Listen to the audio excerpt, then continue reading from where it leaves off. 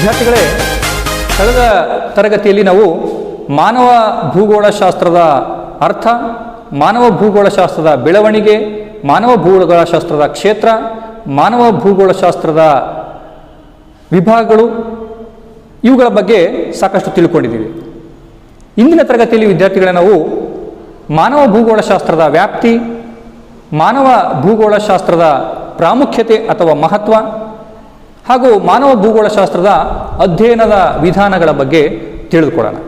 ಅದರಲ್ಲಿ ಮೊದಲನೇದು ಮಾನವ ಭೂಗೋಳಶಾಸ್ತ್ರದ ವ್ಯಾಪ್ತಿ. ವಿದ್ಯಾರ್ಥಿಗಳೇ, ಮಾನವ ಭೂಗೋಳಶಾಸ್ತ್ರದ ವ್ಯಾಪ್ತಿಯು ವಿಶಾಲವಾಗಿರ್ತಕ್ಕಂಥದ್ದು. ಭೂಗೋಳಶಾಸ್ತ್ರದಲ್ಲಿ ಮಾನವ ಭೂಗೋಳಶಾಸ್ತ್ರವು ಬಹುದೊಡ್ಡ ಶಾಖೆಯಾಗಿದೆ. ಇದು ಅನೇಕ ವಿಚಾರಗಳನ್ನು ತನ್ನ ವ್ಯಾಪ್ತಿಯಲ್ಲಿ ಒಳಗೊಂಡಿರ್ತಕ್ಕಂತಹದ್ದು. ಇಲ್ಲಿ ಮಾನವ ಮತ್ತು ಪರಿಸರದ ನಡುವಿನ ಸಂಬಂಧ ಯಾವ ರೀತಿ ಇದೆ ಇದನ್ನು ವ್ಯವಸ್ಥಿತವಾಗಿ ಹೇಳ್ತಕ್ಕಂತಹದ್ದು. ಬಹುಮುಖ್ಯವಾಗಿ ಪರಿಸರದಲ್ಲಿ ಮಾನವ ಯಾವ ರೀತಿ ಕಾರ್ಯಚಟುವಟಿಕೆಗಳನ್ನು ಕೈಗೊಳ್ತಾ ಇದ್ದಾನೆ, ಹೇಗೆ ಆತ ಪರಿಸರದಲ್ಲಿ ತನ್ನ ಒಂದು ಪ್ರಭಾವವನ್ನು ಉಂಟು ಮಾಡ್ತಾ ಇದ್ದಾನೆ. ಕೆಲವು ಸಂದರ್ಭದಲ್ಲಿ ಪರಿಸರವು ಮನುಷ್ಯನ ಒಂದು ಚಟುವಟಿಕೆಗಳನ್ನು ನಿಯಂತ್ರಿಸುತ್ತೆ, ಹಾಗೆಯೇ ಕೆಲವು ಸಂದರ್ಭದಲ್ಲಿ ಮನುಷ್ಯನು ಸಹ ಪರಿಸರವನ್ನು ನಿಯಂತ್ರಿಸ್ತಕ್ಕಂತಹದ್ದು. ಹೀಗಾಗಿ ಮಾನವ ಭೂಗೋಳಶಾಸ್ತ್ರದ ವ್ಯಾಪ್ತಿ ವಿಸ್ತಾರ ವಿಶಾಲವಾಗಿರ್ತಕ್ಕಂಥದ್ದನ್ನು ನಾವು ಕಾಣ್ತೀವಿ. ಈ ಮಾನವ ಭೂಗೋಳಶಾಸ್ತ್ರದ ವ್ಯಾಪ್ತಿಯ ಬಹುಮುಖ್ಯ ತಿಳಿಷ್ಟೇ ಪರಿಸರ ಮತ್ತು ಮಾನವನ ನಡುವಿನ ಸಂಬಂಧವನ್ನು ವ್ಯವಸ್ಥಿತವಾಗಿ ಅಧ್ಯಯನ ಮಾಡ್ತಕ್ಕಂತಹದ್ದು. ಅಂದರೆ ಇಲ್ಲಿ ಇದು ಮಾನವನ ಚಟುವಟಿಕೆಗಳ ಮೇಲೆ ಪರಿಸರದ ಪ್ರಭಾವ ಹಾಗೂ ಯಾವ ರೀತಿಯ ಪರಿಣಾಮವನ್ನು ಉಂಟು ಮಾಡುತ್ತೆ ಎಂಬುದನ್ನು ವಿವರಿಸುತ್ತೆ. ಬಹುಮುಖ್ಯವಾಗಿ ತಿಳ್ಕೊಳ್ಳಿ, ಮಾನವನ ಚಟುವಟಿಕೆಗಳ ಮೇಲೆ, ಮಾನವನ ಎಲ್ಲ ಚಟುವಟಿಕೆಗಳು, ಮಾನವನ ಎಲ್ಲ ಆರ್ಥಿಕ, ಸಾಮಾಜಿಕ, ಸಾಂಸ್ಕೃತಿಕ ಎಲ್ಲ ಚಟುವಟಿಕೆಗಳು ಪರಿಸರದ ಮೇಲೆ ಪ್ರಭಾವವನ್ನು ಉಂಟು ಮಾಡ್ತಕ್ಕಂಥದ್ದು. ಅದು ಯಾವ ರೀತಿಯ ಪರಿಣಾಮವನ್ನು ಉಂಟಾಗುತ್ತೆ, ಪರಿಸರದ ಮೇಲೆ ಈ ಒಂದು ಮನುಷ್ಯನ ಆರ್ಥಿಕ ಚಟುವಟಿಕೆಗಳು ಪರಿಸರದ ಮೇಲೆ ಯಾವ ರೀತಿ ಪರಿಣಾಮವನ್ನು ಉಂಟು ಮಾಡ್ತಕ್ಕಂಥದ್ದು, ಅದು ಪ್ರತ್ಯಕ್ಷ ಮತ್ತು ಪರೋಕ್ಷವಾಗಿ ಪರಿಸರದ ಮೇಲೆ ಒಳ್ಳೆಯ ಪ್ರಭಾವವನ್ನು ಉಂಟು ಮಾಡಬಹುದು ಅಥವಾ ವ್ಯತಿರಿಕ್ತವಾಗಿರ್ತಕ್ಕಂಥ ಪರಿಣಾಮವನ್ನು ಉಂಟು ಮಾಡ್ತಕ್ಕಂಥದ್ದು. ಈ ಸಂಬಂಧವನ್ನು ಹೇಳ್ತಕ್ಕಂಥದ್ದೇ ಮಾನವ ಭೂಗೋಳಶಾಸ್ತ್ರದ ವ್ಯಾಪ್ತಿಯಾಗಿದೆ. ವಿದ್ಯಾರ್ಥಿಗಳೇ, ಈ ಮಾನವ ಭೂಗೋಳಶಾಸ್ತ್ರದ ಅಧ್ಯಯನವು ಒಂದು ಪ್ರದೇಶದ ಜನಸಂಖ್ಯೆ, ಆರ್ಥಿಕ ಚಟುವಟಿಕೆ, ವಸತಿ, ಸಂಸ್ಕೃತಿ ಇತ್ಯಾದಿಗಳ ನೈಸರ್ಗಿಕ ಪರಿಸರದಲ್ಲಿ ಮಾನವನ ಪಾತ್ರದ ಬಗ್ಗೆ ತಿಳಿಸುತ್ತೆ. ಭೂಮಿಯ ಮೇಲ್ಮೈನ ಎಲ್ಲ ಪರಿಸರವು ಒಂದೇ ರೀತಿಯಾಗಿಲ್ಲ, ಪ್ರದೇಶದಿಂದ ಪ್ರದೇಶಕ್ಕೆ ಭಿನ್ನವಾಗಿದೆ. ನೀವು ಹಿಂದೆಲ್ಲ ತಿಳ್ಕೊಂಡಿದ್ದೀರಿ, ಸಮಶೀತೋಷ್ಣ ವಲಯದಲ್ಲಿನೇ ಒಂದು ರೀತಿಯ ವಾಯುಗುಣ, ಅದಕ್ಕೆ ತಕ್ಕಂತೆ ಅವನ ಚಟುವಟಿಕೆಗಳು ಆ ಒಂದು ಸ್ಥಳೀಯವಾಗಿ ರೂಪುಗೊಂಡಿರ್ತಕ್ಕಂಥದ್ದು. ಶೀತ ವಲಯಗಳಲ್ಲಿ ಆ ಒಂದು ಪರಿಸರ ಭಿನ್ನವಾಗಿರ್ತಕ್ಕಂತಹದ್ದು, ಅದಕ್ಕೆ ತಕ್ಕಂತೆ ಪೂರಕವಾಗಿ ಅಲ್ಲಿನ ಮನುಷ್ಯನ ಚಟುವಟಿಕೆಗಳು ಸ್ಥಳೀಯವಾಗಿ ರೂಪುಗೊಂಡಿರ್ತಕ್ಕಂತಹದ್ದು. ಈ ಹಿನ್ನೆಲೆಯಲ್ಲಿ ಮಾನವ ಭೂಗೋಳಶಾಸ್ತ್ರದ ಅಧ್ಯಯನವು ಜನಸಂಖ್ಯೆ, ಆರ್ಥಿಕ ಚಟುವಟಿಕೆ, ವಸತಿ, ಸಂಸ್ಕೃತಿ ಮೊದಲಾದವುಗಳ ನೈಸರ್ಗಿಕ ಪರಿಸರದಲ್ಲಿ ಮಾನವನ ಪಾತ್ರದ ಬಗ್ಗೆ ವಿವರಣೆಯನ್ನು ಕೊಡ್ತಕ್ಕಂಥದ್ದು, ತಿಳಿಸ್ತಾ ಹೋಗ್ತಕ್ಕಂಥದ್ದು. ಜನಸಂಖ್ಯೆಯನ್ನು ಗಣನೆ ತೆಗೆದುಕೊಳ್ಳೋಣ ನಾವು. ಮೊದಲನೇದಾಗಿ, ಜನಸಂಖ್ಯೆಯು ಪ್ರಪಂಚದಾದ್ಯಂತ ಒಂದೇ ರೀತಿಯಾಗಿಲ್ಲ. ಜನಸಂಖ್ಯೆ ಹಂಚಿಕೆ ಇರಬಹುದು, ಸಾಂದ್ರತೆ ಇರಬಹುದು, ಬೆಳವಣಿಗೆ ಇರಬಹುದು, ವಯೋರಚನೆ ಇರಬಹುದು, ಉದ್ಯೋಗದ ಒಂದು ಮಟ್ಟ ಇರಬಹುದು, ನಗರೀಕರಣ ಇರಬಹುದು, ಗ್ರಾಮೀಣ ಪ್ರದೇಶಗಳ ಇವೆಲ್ಲ ಒಂದು ಜನಸಂಖ್ಯೆ ಪ್ರಪಂಚದಾದ್ಯಂತ ಒಂದೇ ಸಮನಾಗಿ ಹಂಚಿಕೆಯಾಗಿಲ್ಲ, ಪ್ರದೇಶದಿಂದ ಪ್ರದೇಶಕ್ಕೆ ಭಿನ್ನವಾಗಿದೆ. ಇದಕ್ಕೆ ಮೂಲ ಕಾರಣ ಪರಿಸರದ ವಾಯುಗುಣ, ಭೂಸ್ವರೂಪಗಳು ಇವೆಲ್ಲವೂ ಸಹ ಮುಖ್ಯವಾಗಿರ್ತಕ್ಕಂಥ ಪಾತ್ರವನ್ನು ವಹಿಸ್ತವೆ. ಸೊ ಹೀಗೆ ನಾವು ಸಮಶೀತೋಷ್ಣ ವಲಯದ ಮತ್ತು ಉಷ್ಣ ವಲಯದ ಹಾಗೂ ಶೀತ ವಲಯದ ಜನಸಂಖ್ಯೆಯ ಹಂಚಿಕೆಯನ್ನು, ಬೆಳವಣಿಗೆಯನ್ನು ಸಾಂದ್ರತೆಯನ್ನು ಗಣನೆಗೆ ತೆಗೆದುಕೊಂಡ್ರೆ ಉಷ್ಣವಲಯ ಮತ್ತು ಸಮಶೀತೋಷ್ಣ ವಲಯದಲ್ಲಿ ಸಾಕಷ್ಟು ಜನಸಂಖ್ಯೆಯನ್ನು ನಾವು ಕಾಣ್ತೀವಿ. ಇದಕ್ಕೆ ಕಾರಣ ಅಲ್ಲಿನ ವಾಯುಗುಣ ಮತ್ತು ಪರಿಸ್ಥಿತಿ. ಹಾಗೆಯೇ ಸಮಶೀತೋಷ್ಣ ವಲಯದ ಅಂಚಿನ ಭಾಗಗಳು ಮತ್ತು ಧ್ರುವ ಪ್ರದೇಶಗಳ ಕಡೆಗೆ, ಶೀತ ವಲಯಗಳ ಕಡೆಗೆ ಹೋದಂತೆ ಅಲ್ಲಿನ ಜನಸಂಖ್ಯೆ, ಜನಸಾಂದ್ರತೆ, ಜನಸಂಖ್ಯೆಯ ಬೆಳವಣಿಗೆಯು ವಿರಳವಾಗ್ತಾ ಹೋಗ್ತಕ್ಕಂಥದ್ದು. ಇದನ್ನ ಸ್ಪಷ್ಟವಾಗಿ ನಿರ್ದೇಶಿಸ್ತಕ್ಕಂಥದ್ದು ಯಾವುದು ಅಂದರೆ ಅಲ್ಲಿನ ಪರಿಸರ. ಹಾಗೆಯೇ ಆರ್ಥಿಕ ಚಟುವಟಿಕೆಗಳು ಸಹ ಪ್ರದೇಶದಿಂದ ಪ್ರದೇಶಕ್ಕೆ ಭಿನ್ನವಾಗಿದ್ದಾವೆ. ಉದಾಹರಣೆಗೆ ಸಮುದ್ರದ ಕರಾವಳಿಯನ್ನು ತೆಗೆದುಕೊಳ್ಳಿ, ನಗರ ಪ್ರದೇಶಗಳನ್ನು ತೆಗೆದುಕೊಳ್ಳಿ, ನದಿ ಬಯಲುಗಳನ್ನು ತೆಗೆದುಕೊಳ್ಳಿ, ಅರಣ್ಯ ಪ್ರದೇಶಗಳನ್ನು ತೆಗೆದುಕೊಳ್ಳಿ. ಅಲ್ಲಿನ ಆರ್ಥಿಕ ಚಟುವಟಿಕೆ ಆಯಾ ಪ್ರದೇಶದ ಸನ್ನಿವೇಶಕ್ಕೆ ಅನುಗುಣವಾಗಿ ವ್ಯತ್ಯಾಸ ಆಗ್ತಕ್ಕಂಥದ್ದನ್ನು ನಾವು ಕಾಣ್ತೀವಿ. ಸಮುದ್ರ ಕರಾವಳಿ ಪ್ರದೇಶಗಳಲ್ಲಿ ಅಲ್ಲಿನ ಜನರ ಉದ್ಯೋಗ ಮೀನುಗಾರಿಕೆಯನ್ನು ಹೆಚ್ಚಿನ ಪ್ರಮಾಣದಲ್ಲಿ ಕಾಣ್ತೀವಿ. ಅರಣ್ಯ ಪ್ರದೇಶದಲ್ಲಿ ಅರಣ್ಯಗಾರಿಕೆಯನ್ನು, ಬೇಟೆಗಾರಿಕೆಯನ್ನು, ಮರ ಕಡಿಯುವಿಕೆಯನ್ನು ಆ ಪ್ರದೇಶದಲ್ಲಿ ನಾವು ಕಾಣ್ತಾ ಹೋಗ್ತೀವಿ. ಹೀಗೆ ಉದ್ಯೋಗದ ಮಟ್ಟವು, ಆರ್ಥಿಕ ಚಟುವಟಿಕೆಗಳೇನಾಗುತ್ತೆ ಪ್ರದೇಶದಿಂದ ಪ್ರದೇಶಕ್ಕೆ ವ್ಯತ್ಯಾಸ ಆಗ್ತಕ್ಕಂಥದ್ದು. ವಸತಿಗಳು ಸಹ ಹಾಗೇನೆ. ಮನುಷ್ಯ ಒಂದು ಕಡೆ ಶಾಶ್ವತವಾಗಿ ನೆಲೆಸಿ ವಸತಿಗಳನ್ನು ನಿರ್ಮಾಣ ಮಾಡಿದ್ದಾನೆ. ಈ ವಸತಿಗಳು ಸಹ ಧ್ರುವ ಪ್ರದೇಶಗಳಲ್ಲಿ ಬಹಳ ಕಡಿಮೆ ಇದೆ. ಉಷ್ಣವಲಯ, ಸಮಶೀತೋಷ್ಣ ವಲಯದಲ್ಲಿ ಹೆಚ್ಚಿನ ಪ್ರಮಾಣದ ಸಾಂದ್ರತೆಯವಾಗಿರ್ತಕ್ಕಂತಹ ಒಂದು ಜನ ವಸತಿಗಳನ್ನು ನಾವು ಕಾಣ್ತೀವಿ. ಹಾಗೆಯೇ ಸಂಸ್ಕೃತಿ, ಆಚಾರ ವಿಚಾರ, ಧರ್ಮ, ಭಾಷೆ ಇವೆಲ್ಲವೂ ಸಹ ಪ್ರದೇಶದಿಂದ ಪ್ರದೇಶಕ್ಕೆ ಭಿನ್ನವಾಗಿರ್ತಕ್ಕಂತಹದ್ದು. ಸಂಸ್ಕೃತಿ ಅಷ್ಟೇ, ಪ್ರಪಂಚದ ಭಾರತದಲ್ಲಿರ್ತಕ್ಕಂಥ ಸಂಸ್ಕೃತಿ ಯುರೋಪಿನ ಸಂಸ್ಕೃತಿಗೆ ಬಹಳ ಅಜಿಗಜಾಂತರ ವ್ಯತ್ಯಾಸ ಇದೆ, ಭಿನ್ನ ಭಿನ್ನವಾಗಿರ್ತಕ್ಕಂಥದ್ದು. ಉಡುಗೆ ತೊಡುಗೆಗಳು ಸಹ ಹಾಗೆ ಇದೆ. ಅರಣ್ಯ ಪ್ರದೇಶದಲ್ಲಿ ವಾಸಿಸ್ತಕ್ಕಂತಹ ಜನಗಳ ಉಡುಪೇ ಬೇರೆ, ಉಷ್ಣವಲಯದಲ್ಲಿ ವಾಸಿಸ್ತಕ್ಕಂತಹ ಜನಗಳ ಒಂದು ಉಡುಪೇ ಬೇರೆ. ಹಾಗೆಯೇ ನಗರ ಪ್ರದೇಶದಲ್ಲಿ ವಾಸಿಸ್ತಕ್ಕಂತಹ ಜನಗಳ ಉಡುಪು, ಸಮಶೀತೋಷ್ಣ ವಲಯ, ಶೀತ ವಲಯದಲ್ಲಿ ವಾಸಿಸ್ತಕ್ಕಂತಹ ಜನರ ಉಡುಪು, ಅವರ ಆಚಾರ ವಿಚಾರಗಳು ಬೇರೆ ಬೇರೆಯಾಗಿರ್ತಕ್ಕಂತಹ ಒಂದು ಹಿನ್ನೆಲೆ. ಇದಕ್ಕೆ ಮುಖ್ಯ ಕಾರಣ ಆಯಾ ಪ್ರದೇಶದ ಭೌಗೋಳಿಕ ಮತ್ತು ವಾಯುಗುಣ ಪರಿಸ್ಥಿತಿಗೆ ಅನುಗುಣವಾಗಿ ನೈಸರ್ಗಿಕ ಪರಿಸರದಲ್ಲಿ ಮನುಷ್ಯನ ಪಾತ್ರ ಹೇಗಿದೆ ಎಂಬುದನ್ನು ಸ್ಪಷ್ಟವಾಗಿ ತಿಳಿಸ್ತಕ್ಕಂಥದ್ದು ಮಾನವ ಭೂಗೋಳಶಾಸ್ತ್ರದ ವ್ಯಾಪ್ತಿ ಒಳಗಡೆ ಬರುತ್ತೆ. ತದನಂತರ ಮಾನವ ಪುರಾತನ ಕಾಲದಲ್ಲಿ ಅಲೆಮಾರಿ ಬುಡಕಟ್ಟು ಜನಾಂಗವಾಗಿ ಏನು ಮಾಡ್ತಾ ಇದ್ದ, ಒಂದು ಕಡೆಯಿಂದ ಮತ್ತೊಂದು ಕಡೆಗೆ ವಲಸೆ ಹೋಗ್ತಾ ಇದ್ದ. ಆತ ಬೇಟೆಯಾಡ್ತಕ್ಕಂತಹದ್ದು ಅಥವಾ ಆಹಾರ ಸಂಗ್ರಹಣೆ ಮಾಡ್ತಕ್ಕಂತಹದ್ದು. ಸೊ ಹೀಗಾಗಿ ಈತ ಏನು ಮಾಡ್ತಿದ್ದ, ಪರಿಸರದ ಪ್ರಭಾವಕ್ಕೊಳಪಟ್ಟಿದ್ದ. ಸಂಪೂರ್ಣವಾಗಿ ಪರಿಸರವು ಅವನನ್ನು ನಿಯಂತ್ರಿಸ್ತಾ ಇತ್ತು. ಅಂದರೆ ಸಂಪೂರ್ಣವಾಗಿ ಆತ ಪರಿಸರದ ಮೇಲೆ ಅವಲಂಬಿತನಾಗಿದ್ದ. ಈ ಅವಲಂಬಿತನಾಗಿದ್ದು ಪರಿಸರದಲ್ಲಿ ಸಿಗ್ತಕ್ಕಂತಹ ಎಲ್ಲ ಪರಿಕರಗಳನ್ನು ಪಡ್ಕೊಳ್ತಾ ಇದ್ದ.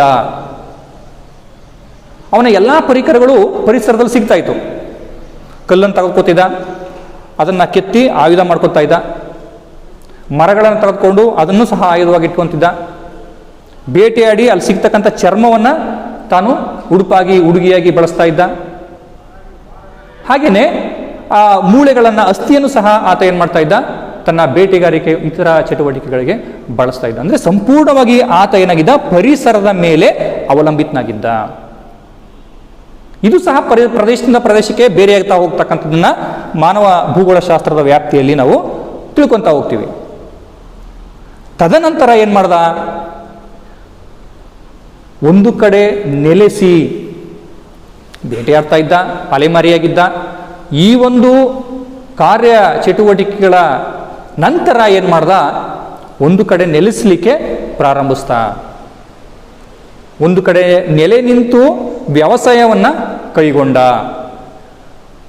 ಪ್ರಾರಂಭದಲ್ಲಿ ಬೇಟೆಯಾಡ್ತಕ್ಕಂಥದ್ದು, ಆಹಾರ ಸಂಗ್ರಹಣೆ ಮಾಡ್ತಕ್ಕಂಥದ್ದು ಅಲೆಮಾರಿಯಾಗಿದ್ದಂತಹ ವ್ಯಕ್ತಿ ಈ ಅರಣ್ಯಗಳ ಅಂಚಿನಲ್ಲಿ ಬಂದು ವ್ಯವಸಾಯ ಮಾಡಲಿಕ್ಕೆ ಶುರು ಮಾಡ್ದ. ಅರಣ್ಯಗಳನ್ನು ಕಡಿತಾ ಇದ್ದ, ಬೆಳೆಗಳನ್ನು ಬೆಳೀತಾ ಇದ್ದ. ಮತ್ತೆ ಇನ್ನೊಂದು ಕಡೆ ಹೋಗಿ ವ್ಯವಸಾಯವನ್ನು ಕೈಗೊಳ್ತಾ ಇದ್ದ, ಅರಣ್ಯಗಳನ್ನು ನಾಶ ಮಾಡ್ತಿದ್ದ. ತದನಂತರ ಏನು ಮಾಡ್ದ, ಎಲ್ಲೋ ಒಂದು ಕಡೆ ಶಾಶ್ವತವಾಗಿ ನೆಲೆಸಲಿಕ್ಕೆ ಶುರು ಮಾಡ್ದ. ನದಿ ತಟಗಳಾಗಿರ್ಬಹುದು, ಅರಣ್ಯಗಳ ಅಂಚಿನಲ್ಲಾಗಬಹುದು, ಶಾಶ್ವತವಾಗಿ ನೆಲೆಸಿ ಏನು ಮಾಡ್ದ, ವಸತಿಗಳನ್ನು ಶುರು ಮಾಡ್ದ. ಅಂದರೆ ಎಲ್ಲೋ ಒಂದು ಕಡೆ ಶಾಶ್ವತವಾಗಿ ಅವನು ನೆಲೆಸಲಿಕ್ಕೆ ಪ್ರಾರಂಭಿಸಿದ್ದೇನೆ ವಸತಿಗಳ ನಿರ್ಮಾಣಕ್ಕೆ ಮೂಲ ಕಾರಣ ಆಯಿತು. ಹೀಗಾಗಿ ಈ ಮಾನವ ವಸತಿಗಳು ನಿರ್ಮಾಣಗೊಂಡ ನಂತರ ಒಂದು ಸಂಕೀರ್ಣವಾದ ಸಮಾಜ ಇದರಿಂದ ರೂಪುಗೊಳ್ತು. ಮನುಷ್ಯ ಒಂದು ಸಮಾಜವನ್ನು ನಿರ್ಮಾಣ ಮಾಡದೆ ಮನುಷ್ಯ ಒಂದು ಕಡೆ ಶಾಶ್ವತವಾಗಿ ನೆಲೆಸಿದ ಪರಿಣಾಮ. ಸೊ ಇದನ್ನು ಸಹ ನಾವು ಮಾನವ ಭೂಗೋಳಶಾಸ್ತ್ರದ ವ್ಯಾಪ್ತಿ ಒಳಗಡೆ ಅಧ್ಯಯನ ಮಾಡ್ತೀವಿ. ತದನಂತರ ಈ ಒಂದು ಎಲ್ಲೋ ಒಂದು ಕಡೆ ಶಾಶ್ವತವಾಗಿ ನೆಲೆಸಿದ, ವ್ಯವಸಾಯವನ್ನು ಕೈಗೊಂಡ ನಂತರ ಆತನ ಆರ್ಥಿಕ, ಸಾಮಾಜಿಕ, ರಾಜಕೀಯ ಚಟುವಟಿಕೆಗಳು ಅಭಿವೃದ್ಧಿಯನ್ನು ಹೊಂದವೆ. ಅಂದರೆ ಆರ್ಥಿಕ ಚಟುವಟಿಕೆಗಳು ಸಹ ಏನು ಮಾಡ್ತಾನೆ, ತನ್ನ ಒಂದು ವ್ಯಾಪ್ತಿ ಒಳಗಡೆ ತರ್ತಾನೆ. ಕೇವಲ ವ್ಯವಸಾಯವನ್ನು ಮಾಡ್ತಾ ಇದ್ದಂಥವನು ಬೇರೆ ಬೇರೆ ಆರ್ಥಿಕ ಚಟುವಟಿಕೆಗಳಲ್ಲಿ ತೊಡಗ್ತಾನೆ. ಅವನ ಸಾಮಾಜಿಕ, ರಾಜಕೀಯ ಒಂದು ಚಟುವಟಿಕೆಗಳು ಬೇರೆ ಬೇರೆ ಆಗ್ತಾ ಹೋಗ್ತಕ್ಕಂಥದ್ದು, ಅಭಿವೃದ್ಧಿ ಹೋಗ್ತಕ್ಕಂಥದ್ದು, ಬೆಳವಣಿಗೆ ಹೊಂದತಕ್ಕಂಥದ್ದನ್ನು ನಾವು ಕಾಣ್ತೀವಿ. ತದನಂತರ ಈ ಒಂದು ಸಾರಿಗೆ, ಸಂಪರ್ಕ, ವ್ಯಾಪಾರ ಇವೆಲ್ಲವೂ ಸಹ ಅಭಿವೃದ್ಧಿ ಆಗ್ತಕ್ಕಂಥದ್ದನ್ನು ನಾವು ಕಾಣ್ತೀವಿ. ಪ್ರಕೃತಿಯಲ್ಲಿ ಸಿಗ್ತಕ್ಕಂತಹ ಸಂಪನ್ಮೂಲಗಳನ್ನು ಬಳಕೆ ಮಾಡ್ಕೊತ ಹೋದ. ಭೂಮಿಯನ್ನಾಗದ, ಗಣಿಯನ್ನು ತೋಡ್ದ, ಅನೇಕ ಖನಿಜ ಸಂಪನ್ಮೂಲಗಳನ್ನು ಹೊರತೆಗೆದ. ಸಂಪನ್ಮೂಲಗಳನ್ನು ಹೊರತೆಗೆಯುವುದರ ಮುಖಾಂತರ ಆತ ಏನು ಮಾಡ್ದ, ಬೇರೆ ಬೇರೆಯ ಒಂದು ಉತ್ಪಾದನೆಗಳನ್ನು ಕೈಗೊಂಡ. ಈ ಮುಖಾಂತರ ಸಾರಿಗೆ ಅಭಿವೃದ್ಧಿ ಆಯಿತು, ಸಂಪರ್ಕಗಳು ಅಭಿವೃದ್ಧಿ ಆಯಿತು, ವ್ಯಾಪಾರ ಅಭಿವೃದ್ಧಿಯನ್ನು ನಾವು ಕಾಣಲಿಕ್ಕೆ ಶುರು ಮಾಡ್ತಾ. ಸೊ ಇದು ಸಹ ಈ ಒಂದು ಮಾನವ ಭೂಗೋಳಶಾಸ್ತ್ರದ ವ್ಯಾಪ್ತಿಯಲ್ಲಿ ಬರ್ತಕ್ಕಂಥದ್ದು. ತದನಂತರ ಮಾನವ ಭೂಗೋಳಶಾಸ್ತ್ರದ ವ್ಯಾಪ್ತಿ ಇನ್ನೂ ದೊಡ್ಡದಾಗ್ತಾ ಹೋಗ್ತಕ್ಕಂಥದ್ದನ್ನು ನಾವು ಕಾಣ್ತೀವಿ. ಹೀಗೆ ಒಂದು ಕಡೆ ನೆಲೆ ನಿಂತ ಹೊಸ ಕೈಗಾರಿಕೆಗಳನ್ನು ಸ್ಥಾಪಿಸೋದರ ಮುಖಾಂತರ ಆರ್ಥಿಕ ಚಟುವಟಿಕೆಗಳನ್ನು ಕೈಗೊಂಡ, ಸಾರಿಗೆಯನ್ನು ಅಭಿವೃದ್ಧಿಪಡಿಸ್ತಾ, ಇದರ ನಂತರ ಏನು ಮಾಡ್ದ, ಭೂಗೋಳಶಾಸ್ತ್ರದಲ್ಲಿ, ಮಾನವ ಭೂಗೋಳಶಾಸ್ತ್ರದಲ್ಲಿ ಅನೇಕ ಅನ್ವೇಷಣೆಗಳನ್ನು ಕೈಗೊಂಡ ಹಾಗೂ ಅನೇಕ ಸಂಶೋಧನೆಗಳನ್ನು ಮಾಡೋದರ ಮುಖಾಂತರ ಯಂತ್ರಗಳ ಆವಿಷ್ಕಾರವನ್ನು ಕಂಡುಹಿಡ್ದ. ಉಗಿಬಂಡಿಯನ್ನು ಕಂಡುಹಿಡ್ದ. ಕಲ್ಲಿದ್ದಲುಗಳನ್ನು ತೆಗೆದುಕೊಂಡು ಉಗಿಬಂಡಿಯನ್ನು ಸಂಶೋಧಿಸ್ತಾ ರೈಲ್ವೆ ಅಭಿವೃದ್ಧಿಯನ್ನು ಹೊಂತು. ತದನಂತರ ಇಂಧನಗಳನ್ನು ಬಳಕೆ ಮಾಡಿಕೊಂಡ. ಪೆಟ್ರೋಲಿಯಂ, ನಾವೇನು ಇವತ್ತು ಪೆಟ್ರೋಲಿಯಂ ಅಂತ ಕರಿತೀವಿ, ಈ ಪಳೆಯುಳಿಕೆ ಇಂಧನಗಳನ್ನು, ಜೈವಿಕ ಇಂಧನಗಳನ್ನು ಬಳಕೆ ಮಾಡಿಕೊಂಡ. ಈ ಜೈವಿಕ ಇಂಧನಗಳನ್ನು ಬಳಕೆ ಮಾಡೋದರ ಮುಖಾಂತರ ವ್ಯತಿರಿಕ್ತವಾಗಿರ್ತಕ್ಕಂತಹ ಒಂದು ಪರಿಣಾಮ ಉಂಟಾಗ್ತಕ್ಕಂಥದ್ದನ್ನು ನಾವು ಕಾಣ್ತೀವಿ. ನಿಜ, ಆರ್ಥಿಕ ಚಟುವಟಿಕೆ ಈ ಒಂದು ಪೆಟ್ರೋಲಿಯಂನಿಂದ ತೀವ್ರಗತಿಯಲ್ಲಿ ಬೆಳವಣಿಗೆ ಆಯಿತು. ಸಾರಿಗೆ ಅಭಿವೃದ್ಧಿಯನ್ನು ಹೊಂತು, ಕೈಗಾರಿಕೆಗಳ ಅಭಿವೃದ್ಧಿಯನ್ನು ಹೊಂತು, ಅನೇಕ ಆರ್ಥಿಕ ಚಟುವಟಿಕೆಗಳು ಅಗಾಧ ಪ್ರಮಾಣದಲ್ಲಿ ತ್ವರಿತಗತಿಯಲ್ಲಿ ಹೆಚ್ಚಿನ ಒಂದು ಅದನ್ನು ನಾವು ಕಾಣ್ತೀವಿ.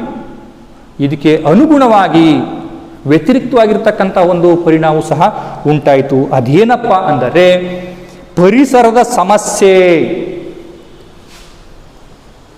ಪೆಟ್ರೋಲಿಯಮನ್ನು ಹೆಚ್ಚಿನ ಪ್ರಮಾಣದಲ್ಲಿ ದಹಿಸ್ತಕ್ಕಂಥದ್ದು, ಕಲ್ಲಿದ್ದಲನ್ನ ಹೆಚ್ಚಿನ ಪ್ರಮಾಣದಲ್ಲಿ ಉರಿಸ್ತಕ್ಕಂಥದ್ದು ಅನಿವಾರ್ಯ. ನಮಗೆ ಪೆಟ್ರೋಲಿಯಂ ಇಲ್ಲ, ನಾವು ಉರಿಸಲಿಲ್ಲ ಅಂತಂದರೆ ಜೀವನ ನೀಡೋದು ಕಷ್ಟ.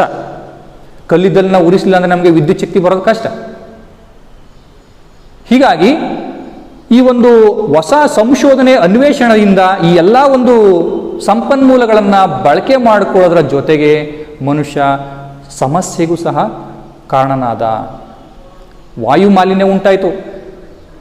ಪೆಟ್ರೋಲಿಯಮನ್ನು, ಕಲ್ಲಿದ್ದಲನ್ನ ಸಾಕಷ್ಟು ಪ್ರಮಾಣದಲ್ಲಿ ಉರಿಸಿ ವಾತಾವರಣ ಹಾಳಾಯಿತು. ಉಸಿರಾಡಲಿಕ್ಕೆ ತೊಂದರೆ ಆಯಿತು. ಉತ್ತಮವಾಗಿರ್ತಕ್ಕಂಥ ಗಾಳಿ ಸಿಗದೆ ಇರ್ತಕ್ಕಂಥ ಮಟ್ಟಕ್ಕೆ ಹೋಯಿತು. ಜಲಮಲಿನಗೊಳ್ತು. ನದಿಗಳು, ಸರೋವರಗಳು, ಕೊನೆಯದಾಗಿ ಸಾಗರಗಳು ಸಹ ಪೆಟ್ರೋಲಿಯಮನ್ನು ಸಮುದ್ರ ಸಾಗರಗಳಲ್ಲಿ ತೆಗಿತಾ ಅದರಿಂದನೂ ಸಹ ಪೆಟ್ರೋಲ್ ಸಾಗರ ಸಮುದ್ರಗಳು ಸಹ ಏನಾಯಿತು, ಮಲಿನಗೊಳ್ಳಲಿಕ್ಕೆ ಹೋಯಿತು. ಮಣ್ಣು ಮಲಿನವಾಯಿತು. ವ್ಯವಸಾಯವನ್ನು ಕೈಗೊಳ್ಳಲಿಕ್ಕೆ ತನಗೆ ಸಿಕ್ಕಾಪಟ್ಟೆ ಏನು ಸಾಧ್ಯವೋ ಅಷ್ಟು ರಾಸಾಯನಿಕಗಳನ್ನು ಸಿಂಪಡಣೆ ಮಾಡ್ತಕ್ಕಂಥದ್ದು. ಮಣ್ಣು ಮಲಿನಗೊಳ್ತು. ಹೀಗೆ ಹೊಸ ಅನ್ವೇಷಣೆ ಮತ್ತು ಸಂಶೋಧನೆಗಳಿಂದ ಪರಿಸರ ಸಮಸ್ಯೆ ತಲೆದೋರ ಕಾರಣದಿಂದಾಗಿ ಇವತ್ತು ಏನಾಗಿದೆ, ಈ ಸಮಸ್ಯೆಗೆ ಪರಿಹಾರವನ್ನು ಕಂಡುಕೊಳ್ತಕ್ಕಂಥದ್ದು ಮುಖ್ಯವಾಗಿದೆ. ಹೇಗೆ ನಾವು ಈ ಒಂದು ಮಾನವ ಭೂಗೋಳಶಾಸ್ತ್ರದ ವ್ಯಾಪ್ತಿಯಲ್ಲಿ ಇಷ್ಟೆಲ್ಲ ಬೆಳವಣಿಗೆ ನಾವು ಮಾನವ ಭೂಗೋಳಶಾಸ್ತ್ರದಲ್ಲಿ ನಾವು ಕಂಡಾಗ್ಯೂ ಸಹ ಈ ಸಮಸ್ಯೆಗೆ ಪರಿಹಾರವನ್ನು ಕಂಡುಕೊಳ್ತಕ್ಕಂಥದ್ದು ಇವತ್ತು ಅನಿವಾರ್ಯ ಆಗಿದೆ. ಸೊ ಮಾನವ ಭೂಗೋಳಶಾಸ್ತ್ರದಲ್ಲಿ ಪರಿಸರವು ಅನೇಕ ಕಚ್ಚಾ ವಸ್ತುಗಳನ್ನು ನೀಡಿದೆ. ಕಲ್ಲಿದ್ದಲು, ಪೆಟ್ರೋಲಿಯಂ, ಮ್ಯಾಂಗನೀಸ್, ಅಲ್ಯೂಮಿನಿಯಂ, ಹೀಗೆ ಅನೇಕ ಬಗೆಯ ಕಚ್ಚಾ ವಸ್ತುಗಳನ್ನು ನೀಡಿರ್ತಕ್ಕಂಥದ್ದು. ಈ ಕೊಟ್ಟಿರ್ತಕ್ಕಂತಹ ಪ್ರಕೃತಿ ಕೊಟ್ಟಿರ್ತಕ್ಕಂಥ ಉಚಿತವಾಗಿರ್ತಕ್ಕಂತಹ ಸಂಪನ್ಮೂಲಗಳನ್ನು ಸದ್ಬಳಕೆ ಮಾಡ್ಕೊಳ್ತಕ್ಕಂಥದ್ದು. ಸದ್ಬಳಕೆ ಮಾಡಿಕೊಂಡು ಆ ಮೂಲಕ ಮಾನವ ಕಲ್ಯಾಣವನ್ನು ಸಾಧಿಸಲಿಕ್ಕೆ, ಪರಿಸರವನ್ನು ಉಳಿಸಲಿಕ್ಕೆ ನಾವು ಹೊಸ ಯೋಜನೆಯನ್ನು ಕೈಗೊಳ್ಳಬೇಕಾಗಿರ್ತಕ್ಕಂಥದ್ದು. ಆ ಮೂಲಕ ನಾವು ಈ ಒಂದು ಸಂಪನ್ಮೂಲಗಳನ್ನು ಸದ್ಬಳಕೆ ಮಾಡಿಕೊಂಡು ಪರಿಸರವನ್ನು ಮಾರ್ಪಡಿಸಿ ನಾವೇನು ಮಾಡ್ತಕ್ಕಂಥದ್ದು, ಹೊಸ ಒಂದು ವ್ಯಾಖ್ಯೆಯನ್ನು ನೀಡ್ತಕ್ಕಂತಹದ್ದು ಯಾವುದರಲ್ಲಿ, ಮಾನವ ಭೂಗೋಳಶಾಸ್ತ್ರದ ವ್ಯಾಪ್ತಿಯಲ್ಲಿ. ಮಾನವ ಭೂಗೋಳಶಾಸ್ತ್ರದ ಅಧ್ಯಯನವು ಹೆಚ್ಚು ಮಹತ್ವಪೂರ್ಣವಾಗಿದ್ದು,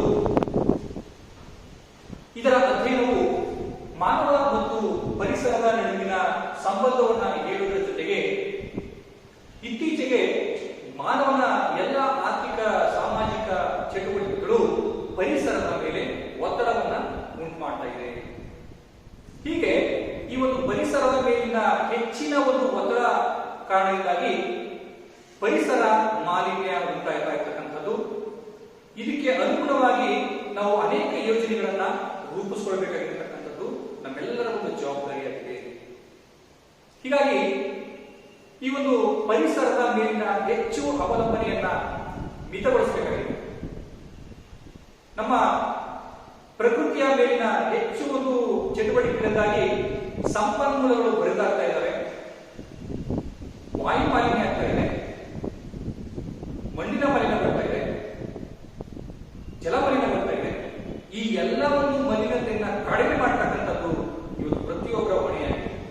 ಈ ಕಾರಣದಿಂದಾಗಿ ನಾವು ಪರಿಸರದ ಮೇಲಿನ ಹೆಚ್ಚಿನ ಒಂದು ಒತ್ತಡವನ್ನ ಉಂಟು ಮಾಡದೆ ನಾವು ಸಾಕಷ್ಟು ಸಂಪನ್ಮೂಲಗಳನ್ನ ಉಳಿತಾಯ ಮಾಡಬೇಕಾಗಿರ್ತಕ್ಕಂಥದ್ದು.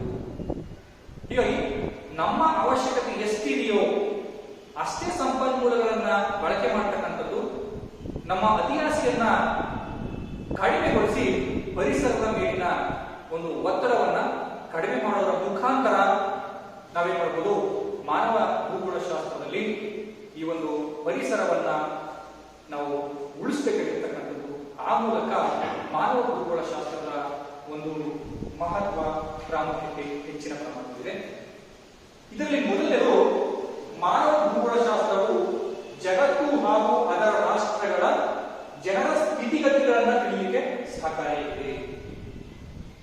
ಭೂಮಿಯ ಮೇಲೆ ವಿವಿಧ ಪ್ರದೇಶದಲ್ಲಿ ವಿವಿಧ ಜನಾಂಗ ಇದೆ, ವಿವಿಧ ರಾಷ್ಟ್ರಗಳಿವೆ. ಈ ವಿವಿಧ ರಾಷ್ಟ್ರಗಳಲ್ಲಿ ಆ ಜನರ ಸ್ಥಿತಿ ಹೇಗಿದೆ, ಅವರ ಎಲ್ಲ ಒಂದು ಮಟ್ಟ ಇರಬಹುದು. ಅವರ ಸ್ಥಿತಿಗತಿಗಳನ್ನ ಕ್ರಮಬದ್ಧವಾಗಿ ತಿಳ್ಕೊಳ್ಳಲಿಕ್ಕೆ ಈ ಒಂದು ಮಾನವ ಭೂಗೋಳಶಾಸ್ತ್ರವು ಸಹಕಾರಿಯಾಗಿದೆ. ಇದು ಎರಡನೇದು, ಮಾನವ ಭೂಗೋಳಶಾಸ್ತ್ರವು ವಿವಿಧ ಮಾನವ ಸಮುದಾಯಗಳ ನಡುವಿನ ಸಾಂಸ್ಕೃತಿಕ ಹಾಗೂ ಸಾಮಾಜಿಕ ಭಿನ್ನತೆಗಳನ್ನ ಮತ್ತು ಅವು ಪ್ರಕೃತಿಯೊಂದಿಗಿನ ಸಂಬಂಧವನ್ನು ತಿಳಿಸಲು ಸಹಕಾರಿಯಾಗಿದೆ. ಮಾನವ ಭೂಗೋಳಶಾಸ್ತ್ರದ ಅಧ್ಯಯನದಿಂದ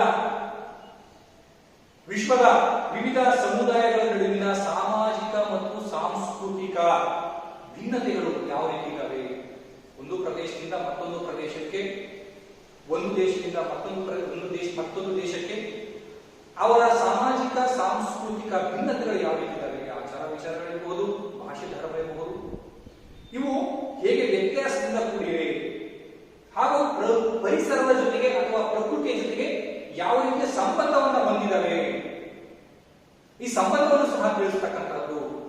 ಅದು ಎರಡನೇ ಪ್ರಮುಖ ಪ್ರಾಮುಖ್ಯತೆ ಇದೆ. ಇನ್ನು ಮೂರನೇದು, ವಿವಿಧ ಪರಿಸರದಲ್ಲಿ ಮಾನವನ ವಿವಿಧ ಬಗೆಯ ಜೀವನ, ಭಾಷೆ, ಧರ್ಮ, ವಸತಿ, ಉದ್ಯೋಗ, ಉಡುಪು, ಆಚಾರ ವಿಚಾರ ಮತ್ತು ಹಂಚಿಕೆಯನ್ನು ಪರಿಸರಕ್ಕೆ ಸಂಬಂಧಿಸಿದಂತೆ ತಿಳಿಸುತ್ತದೆ. ಇಲ್ಲಿ ವಿವಿಧ ಪರಿಸರದಲ್ಲಿ ಮಾನವನ ವಿವಿಧ ಬಗೆಯ ಜೀವನ ಕ್ರಮ. ಪ್ರಪಂಚದಾದ್ಯಂತ ಜೀವನ ಕ್ರಮ ಒಂದೇ ತರ ಇಲ್ಲ. ಒಂದು ಪ್ರದೇಶಕ್ಕೂ ಮತ್ತೊಂದು ಪ್ರದೇಶಕ್ಕೂ ಅವನ ಜೀವನ ಕ್ರಮ ಬದಲಾವಣೆ ಕೂಡಿದೆ. ಈ ಜೀವನ ಕ್ರಮವನ್ನ ಹೇಗಿದೆ ಪರಿಸರಕ್ಕೆ ಸಂಬಂಧಿಸಿದಂತೆ ಅದನ್ನು ಸಹ ತಿಳಿಸತಕ್ಕಂಥದ್ದು. ಇನ್ನು ಭಾಷೆ, ಪ್ರಪಂಚದಾದ್ಯಂತ ಒಂದೇ ಭಾಷೆ ಇಲ್ಲ, ನಮ್ಮ ದೇಶದಲ್ಲಿ ಸಾಕಷ್ಟು ಭಾಷೆಗಳಿವೆ. ಹೀಗಾಗಿ ಪ್ರಪಂಚದಾದ್ಯಂತ ಇರತಕ್ಕಂತಹ ವಿವಿಧ ಭಾಷೆಗಳು ಅವುಗಳ ಹಂಚಿಕೆಯನ್ನ ತಿಳಿಸ್ತಕ್ಕಂಥದ್ದು. ಧರ್ಮವೂ ಸಹ ಬೇರೆ ಬೇರೆ ಭಿನ್ನವಾಗಿದೆ. ಹೀಗಾಗಿ ಈ ಧರ್ಮವನ್ನು ತಿಳ್ಕೊಳ್ಳಿ. ವಸತಿಗಳು ಸಹ ಬೇರೆ ಬೇರೆ ಇದೆ. ಉದಾಹರಣೆಗೆ ವಸತಿಯನ್ನು ತೆಗೆದುಕೊಳ್ಬೇಕು ಅಂತಂದ್ರೆ ಉಷ್ಣವಲಯಗಳಲ್ಲಿ ಒಂದು ರೀತಿಯ ವಸತಿಗಳನ್ನು ಕಾಣ್ತೀವಿ.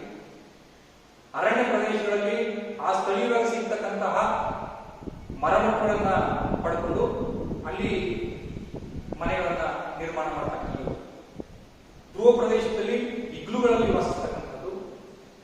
ಹೀಗೆ ಆಯಾ ಪರಿಸರಕ್ಕೆ ಸಂಬಂಧಿಸಿದಂತೆ ಅವರ ವಸತಿ ವ್ಯತ್ಯಾಸ ಆಗ್ತದೆ. ಉದ್ಯೋಗವೂ ಸಹ ಬೇರೆ ಬೇರೆ ಇದೆ. ನಿಮ್ಗೆ ಆವಾಗಲೇ ಕರಾವಳಿ ಪ್ರದೇಶಗಳಲ್ಲಿ ಮೀನುಗಾರಿಕೆಯನ್ನ ಕಾಣ್ತೀವಿ. ಅರಣ್ಯ ಪ್ರದೇಶಗಳಲ್ಲಿ ಬೇಟೆಯಾಡ್ತಕ್ಕಂಥದ್ದು, ಆಹಾರ ಸಂಗ್ರಹಣೆ ಮಾಡ್ತಕ್ಕಂಥದ್ದು, ಮರಗಳನ್ನು ಬೆಳೀತಕ್ಕಂಥದ್ದು. ಹೀಗೆ ಅವು ವಿವಿಧ ಪ್ರದೇಶಗಳಿಗೆ ಅನುಗುಣವಾಗಿ ಅವರ ಉದ್ಯೋಗದ ಸ್ಥಿತಿಯು ಸಹ ಭಿನ್ನವಾಗಿರತಕ್ಕಂಥದ್ದು. ಅವರ ಉಡುಪು, ಆಚಾರ ವಿಚಾರ ಇವು ಸಹ ಪ್ರದೇಶದಿಂದ ಪ್ರದೇಶಕ್ಕೆ ಭಿನ್ನವಾಗಿರುತ್ತದೆ. ಇನ್ನು ನಾಲ್ಕನೇದು, ಪ್ರಪಂಚದ ಜನಸಂಖ್ಯೆಯು ಹೆಚ್ಚಾಗ್ತಾ ಇದೆ, ನಿರಂತರವಾಗಿ ಹೆಚ್ಚಾಗ್ತಾ ಇದೆ. ಪ್ರತಿ 10 ವರ್ಷಗಳಿಗೊಮ್ಮೆ ನಾವು ಜನಗಣತಿಯನ್ನು ವೀಕ್ಷಿಸಿದಾಗ ಪ್ರಪಂಚದ ಜನಸಂಖ್ಯೆ ದಿನದಿಂದ ದಿನಕ್ಕೆ, ವರ್ಷದಿಂದ ವರ್ಷಕ್ಕೆ ನಿರಂತರವಾಗಿ ಹೆಚ್ಚಳವಾಗ್ತಾ ಇರತಕ್ಕಂಥದ್ದು.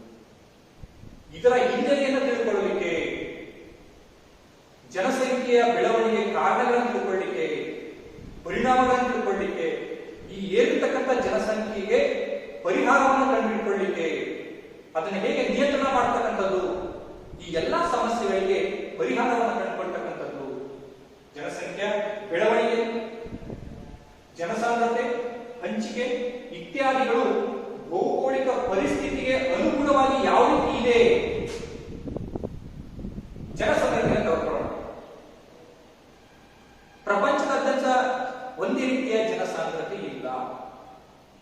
ಉಷ್ಣವಲಯ ಪ್ರದೇಶಗಳಲ್ಲಿ ಉದಾಹರಣೆಗೆ ಭಾರತ, ಪಾಕಿಸ್ತಾನ, ಬಾಂಗ್ಲಾದೇಶ, ಚೀನಾ ಈ ದೇಶವನ್ನು ತಗೊಳ್ಳಿ. ಇಲ್ಲಿ ಅಪರಿಮಿತವಾಗಿರ್ತಕ್ಕಂತಹ ಜನಸಾಂದ್ರತೆ ಇದೆ. ಅದೇ ಧ್ರುವ ಪ್ರದೇಶಗಳ ಕಡೆಗೆ ಹೋಗಿ ನಾರ್ವೆ, ಸ್ವೀಡನ್, ಗ್ರೀನ್ಲ್ಯಾಂಡ್ ಇಂಥ ಪ್ರದೇಶಗಳಿಗೆ ಹೋದ್ರೆ ಜನಸಾಂದ್ರತೆ ವಿರಳವಾಗ್ತಾ ಹೋಗ್ತಕ್ಕಂಥದ್ದು. ಹೀಗಾಗಿ ವಾಯುಗುಣವು ಅಲ್ಲಿನ ಪ್ರದೇಶದ ಮೇಲೆ ಯಾವ ರೀತಿ ಪರಿಣಾಮವನ್ನು ಉಂಟು ಮಾಡುತ್ತೆ, ಅದಕ್ಕೆ ಅನುಗುಣವಾಗಿ ಜನಸಾಂದ್ರತೆಯಲ್ಲಿಯೂ ಸಹ ಪರಿಣಾಮವನ್ನು ಉಂಟು ಮಾಡ್ತಕ್ಕಂಥ ಅದನ್ನು ಸಹ ನಾವು ಜನಸಂಖ್ಯಾ ಈ ಒಂದು ಸಾಂದ್ರತೆ ತಿಳ್ಕೊಬಹುದು. ಇನ್ನು ಹಂಚಿಕೆ ಸಹ ಬೇರೆ ಬೇರೆ. ಕೆಲವು ಪ್ರದೇಶಗಳು ಅತಿ ಹೆಚ್ಚು ಜನಸಂಖ್ಯೆಯಿಂದ ಕೂಡಿವೆ, ಕೆಲವು ಪ್ರದೇಶಗಳು ಅತಿ ವಿರಳವಾಗಿರ್ತಕ್ಕಂಥ ಜನಸಂಖ್ಯೆಯಿಂದ ಕೂಡಿವೆ. ಇದು ಆ ಒಂದು ಭೌಗೋಳಿಕ ಪರಿಸ್ಥಿತಿಗೆ ಅನುಗುಣವಾಗಿ ಕಂಡುಬರ್ತಕ್ಕಂಥದ್ದು. ಇದು ಸಹ ಮಾನವ ಭೂಗೋಳಶಾಸ್ತ್ರದ ಪ್ರಾಮುಖ್ಯತೆ ಬಗ್ಗೆ ಅಧ್ಯಯನವನ್ನ ಮಾಡ್ತೀವಿ. ಇನ್ನು ಅಂತಿಮವಾಗಿ ಯೋಜನೆಗಾರರಿಗೆ, ಆಡಳಿತಗಾರರಿಗೆ, ಕೈಗಾರಿಕೋದ್ಯಮಗಳಿಗೆ ಒಂದು ಯೋಜನೆಯನ್ನ, ಒಂದು ಪ್ಲಾನ್ ಅನ್ನ ಮಾಡಿಕೊಳ್ಳಿಕ್ಕೆ ಮಾನವ ಭೂಗೋಳಶಾಸ್ತ್ರದ ಪ್ರಾಮುಖ್ಯತೆ ಇದೆ. ಈಗ ಯೋಜನೆಗಾರರಿಗೆ ಯಾವುದೋ ಒಂದು ಪ್ರದೇಶ ಇದೆ, ಆ ಪ್ರದೇಶವನ್ನ ವ್ಯವಸ್ಥಿತವಾಗಿ ಅಭಿವೃದ್ಧಿಪಡಿಸಲಿಕ್ಕೆ, ಅದು ವ್ಯವಸ್ಥಿತವಾಗಿ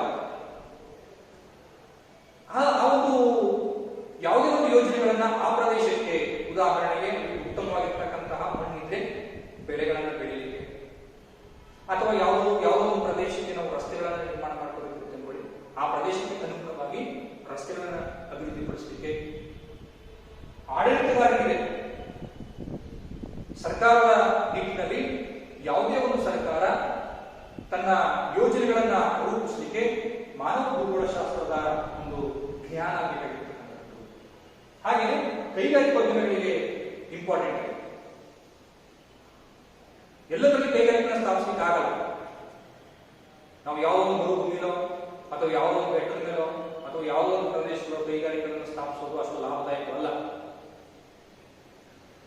ಕೆಲವು ಸಂಪನ್ಮೂಲಗಳು ಎಲ್ಲಿ ಸಿಗ್ತಾವೋ ಅಂತ ಪ್ರದೇಶದಲ್ಲಿ ಕೈಗಾರಿಕೆಗಳನ್ನು ಸ್ಥಾಪಿಸಿದರೆ ಹೆಚ್ಚು ಲಾಭದಾಯಕವಾಗಿದೆ. ಉದಾಹರಣೆಗೆ ಭಾರತವನ್ನು ಕಲ್ಕೊಂಡ್ರೆ ಚೋಟನಾಗಪುರ ಪ್ರಸ್ಥಭೂಮಿ, ಇಲ್ಲಿ ಅಪರಿಮಿತವಾಗಿರ್ತಕ್ಕಂತಹ ಕಲ್ಲಿದ್ದಲು, ಮ್ಯಾಂಗನೀಸ್, ಕಬ್ಬಿಣಗಳಿವೆ.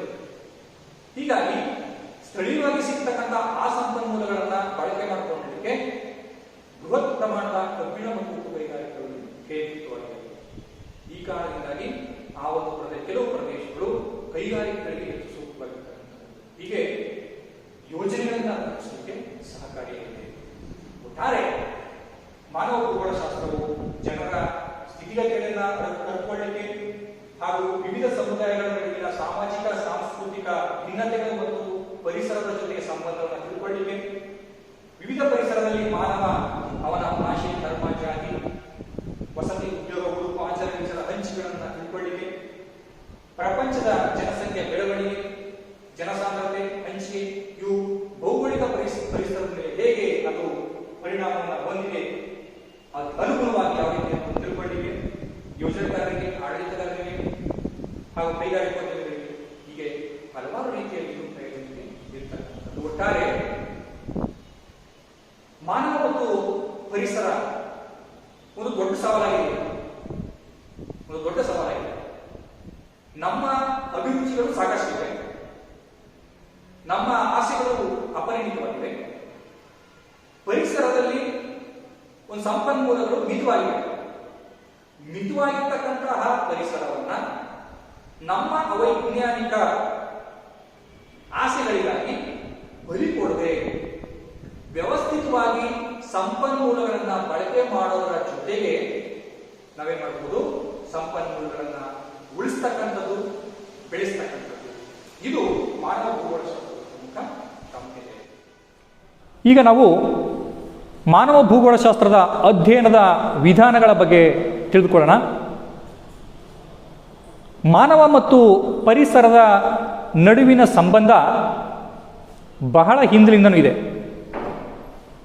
ಹೀಗಾಗಿ ಮಾನವ ಭೂಗೋಳಶಾಸ್ತ್ರವು ಬೆಳೆದು ಬಂದಂತಹ ದಾರಿ ಕಾಲದಿಂದ ಕಾಲಕ್ಕೆ ವ್ಯತ್ಯಾಸದಿಂದ ಕೂಡಿದೆ.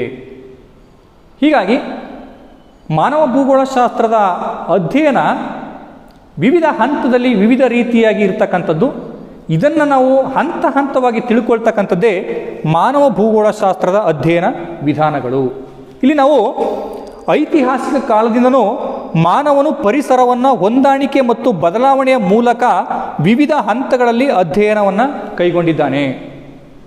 ಐತಿಹಾಸಿಕ ಕಾಲದಿಂದನೂ ಸಹ ಮಾನವನ ಆರ್ಥಿಕ, ಸಾಮಾಜಿಕ, ರಾಜಕೀಯ ಚಟುವಟಿಕೆಗಳು ಕಾಲದಿಂದ ಕಾಲಕ್ಕೆ ಪರಿಸರದ ಭಿನ್ನತೆಗೆ ಅನುಗುಣವಾಗಿ ವ್ಯತ್ಯಾಸ ಆಗಿರ್ತಕ್ಕಂಥದ್ದನ್ನು ಕಾಣ್ತೀವಿ.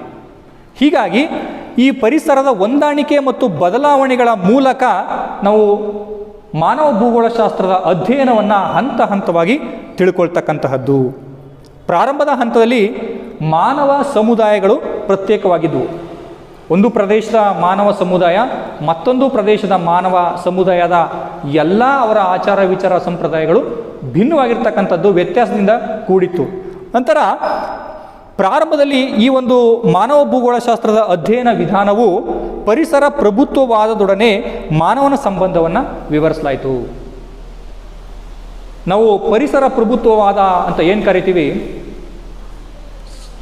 ಇದು ಮನುಷ್ಯನ ಕೇಂದ್ರೀಕೃತವಾಗಿರ್ತಕ್ಕಂತಹ ಚಟುವಟಿಕೆಗಳಿಗೆ ಬದಲಾಗಿ ಪರಿಸರ ಕೇಂದ್ರೀಕೃತವಾಗಿರ್ತಕ್ಕಂತಹ ಮಾನವನ ಚಟುವಟಿಕೆಗಳನ್ನು ಹೇಳುತ್ತೆ.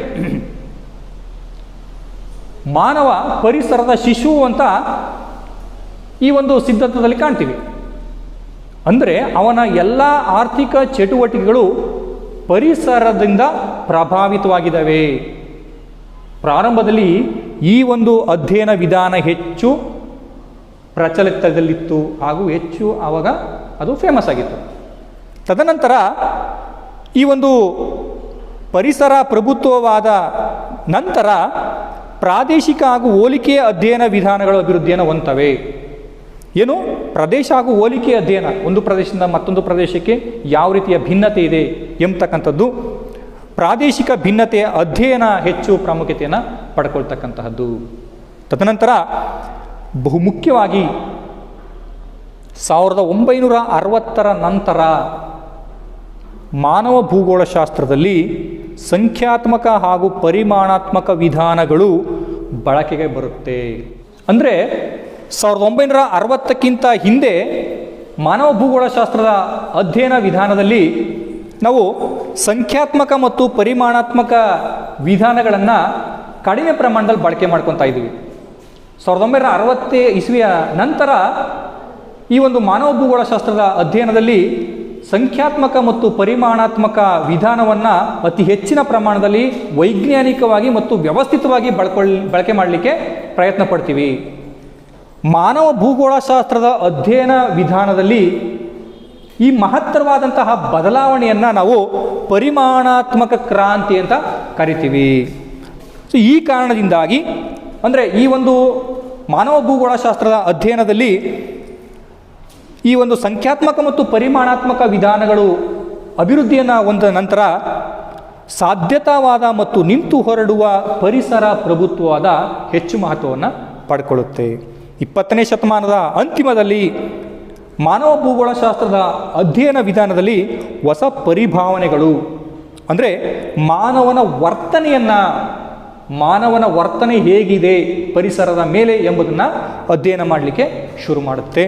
ನಂತರ ಯೋಗಕ್ಷೇಮ ಆಧಾರಿತ ಮತ್ತು ಮಾರ್ಕ್ಸ್ ವಾದ ಆಧಾರಿತ ತಾರ್ಕಿಕ ಅಧ್ಯಯನ ವಿಧಾನಗಳು, ಅಂದರೆ ಯಾವುದೇ ಒಂದು ಪರಿಸರದ ಹಿನ್ನೆಲೆಯನ್ನು ಯಾಕೆ, ಹೇಗೆ, ಏನು ಈ ರೀತಿ ಒಂದು ತಾರ್ಕಿಕ ಚಿಂತನೆಗಳ ಒಂದು ವಿಧಾನದಲ್ಲಿ ಅಧ್ಯಯನ ಮಾಡ್ತಕ್ಕಂಥ ವಿಧಾನಗಳು ಬೆಳವಣಿಗೆಯನ್ನು ಹೊಂದ್ತವೆ. ನಂತರ ನವ್ಯೋತ್ತರ ಅಥವಾ ಆಧುನಿಕೋತ್ತರ ಪರಿಭಾವನೆ, ಅಂದರೆ ಮಾನವನನ್ನು ವಿಶ್ವದ ಒಂದು ಭಾಗವಾಗಿ ಅಧ್ಯಯನ ಮಾಡದೆ ಆತ ನೆಲೆಸಿರ್ತಕ್ಕಂಥ ಪರಿಸರದ ಹಿನ್ನೆಲೆಯಲ್ಲಿ ಮಾನವನನ್ನು ಅಧ್ಯಯನ ಮಾಡ್ತಕ್ಕಂಥದ್ದು. ಅಂದರೆ ಆತನ ಒಂದು ಪರಿಸರ ಮತ್ತು ಆತನ ಜೀವನ ಕ್ರಮ ಆ ಸ್ಥಳಕ್ಕೆ ಅನುಗುಣವಾಗಿ ಯಾವ ರೀತಿ ಇದೆ ಎಂಬತಕ್ಕಂಥದ್ದನ್ನು ಅಧ್ಯಯನ ಮಾಡುವ ವಿಧಾನಗಳು ಬೆಳವಣಿಗೆಯನ್ನು ಹೊಂದುತ್ತೆ. ಹೀಗೆ ಮಾನವ ಭೂಗೋಳಶಾಸ್ತ್ರದ ಅಧ್ಯಯನ ವಿಧಾನಗಳು ಕ್ರಮಬದ್ಧವಾಗಿ ವ್ಯವಸ್ಥಿತವಾಗಿ ಅಧ್ಯಯನವನ್ನು ನಾವು ಕೈಗೊಳ್ತಾ ಇರತಕ್ಕಂಥದ್ದು ನಾವು ಕಾಣ್ತೀವಿ. ಇವಿಷ್ಟು ಮಾನವ ಭೂಗೋಳಶಾಸ್ತ್ರದ ಅಧ್ಯಯನ ವಿಧಾನಗಳು. ವಿದ್ಯಾರ್ಥಿಗಳೇ, ಇದುವರೆಗೂ ನಾವು ಮಾನವ ಭೂಗೋಳಶಾಸ್ತ್ರದ ವ್ಯಾಪ್ತಿ, ಪ್ರಾಮುಖ್ಯತೆ ಮತ್ತು ಮಾನವ ಭೂಗೋಳಶಾಸ್ತ್ರದ ಅಧ್ಯಯನದ ವಿಧಾನಗಳ ಬಗ್ಗೆ ನಾವು ತಿಳ್ಕೊಂಡಿದ್ದೀವಿ. ನಿಮಗೆ ಈ ಒಂದು ಅಧ್ಯಾಯಗಳಲ್ಲಿ ನಿಮಗೆ ಯಾವುದೇ ರೀತಿಯ ಅನುಮಾನಗಳಿದ್ದರೆ ಈ ವಿಡಿಯೋವನ್ನು ಮತ್ತೊಮ್ಮೆ ನೋಡಿ. ಹಾಗೂ ನಿಮಗೆ ಇನ್ನೂ ಅನುಮಾನಗಳು ಬಂದಂಥ ಪಕ್ಷದಲ್ಲಿ ನಿಮ್ಮ ಕಾಲೇಜಿನ ಭೂಗೋಳಶಾಸ್ತ್ರ ಉಪನ್ಯಾಸಕರನ್ನು ಸಂಪರ್ಕಿಸಿ ನಿಮ್ಮ ಅನುಮಾನಗಳನ್ನು ಬಗೆಹರಿಸಿಕೊಳ್ಳಿ. ಹಾಗೂ ಈ ಪಾಠಕ್ಕೆ ಸಂಬಂಧಪಟ್ಟಂತೆ ಕೆಲವು ಪ್ರಶ್ನೆಗಳನ್ನು ನಾನು ಹೇಳ್ತೀನಿ. ನೀವು ಈ ಪ್ರಶ್ನೆಗಳಿಗೆ ಉತ್ತರಿಸಿ ಆ ಉತ್ತರಗಳನ್ನು ನಿಮ್ಮ ಭೂಗೋಳಶಾಸ್ತ್ರ ಉಪನ್ಯಾಸಕರಿಗೆ ನೀಡಿ ಅದನ್ನು ವ್ಯಾಲ್ಯೂಯೇಷನ್ ಮಾಡಿಸ್ಕೊಳ್ಳಿ. ಪ್ರಶ್ನೆಗಳು ಇದು 2 ಮೇನ್ ಇದೆ. 1 ಅಂಕದ ಪ್ರಶ್ನೆಗಳು 3 ಇದೆ, 5 ಅಂಕದ ಪ್ರಶ್ನೆ 1 ಇದೆ. ಮೊದಲನೇ ಪ್ರಶ್ನೆ, ಪರಿಮಾಣಾತ್ಮಕ ಕ್ರಾಂತಿ ಎಂದರೇನು? ಪರಿಮಾಣಾತ್ಮಕ ಕ್ರಾಂತಿ ಎಂದರೇನು? ಎರಡನೇದು, ಮಾನವ ಭೂಗೋಳಶಾಸ್ತ್ರದ ಯಾವುದಾದರೊಂದು ಪ್ರಾಮುಖ್ಯತೆಯನ್ನು ತಿಳಿಸಿ. ಮಾನವ ಭೂಗೋಳಶಾಸ್ತ್ರದ ಯಾವುದಾದರೊಂದು ಪ್ರಾಮುಖ್ಯತೆಯನ್ನು ತಿಳಿಸಿ. ಮೂರನೇದು, ನವ್ಯೋತ್ತರ ಅಥವಾ ಆಧುನಿಕೋತ್ತರ ಪರಿಭಾವನೆ ಎಂದರೇನು? ನವ್ಯೋತ್ತರ ಅಥವಾ ಆಧುನಿಕೋತ್ತರ ಪರಿಭಾವನೆ ಎಂದರೇನು? ಹಾಗೆಯೇ 2ನೇ ಮೇನಲ್ಲಿ 5 ಅಂಕದ ಪ್ರಶ್ನೆ ಇದೆ. 4ನೇ ಪ್ರಶ್ನೆ, ಮಾನವ ಭೂಗೋಳಶಾಸ್ತ್ರದ ವ್ಯಾಪ್ತಿ ಮತ್ತು ಪ್ರಾಮುಖ್ಯತೆಯನ್ನು ವಿವರಿಸಿ. ಮಾನವ ಭೂಗೋಳಶಾಸ್ತ್ರದ ವ್ಯಾಪ್ತಿ ಮತ್ತು ಪ್ರಾಮುಖ್ಯತೆಯನ್ನು ವಿವರಿಸಿ. Thank you students.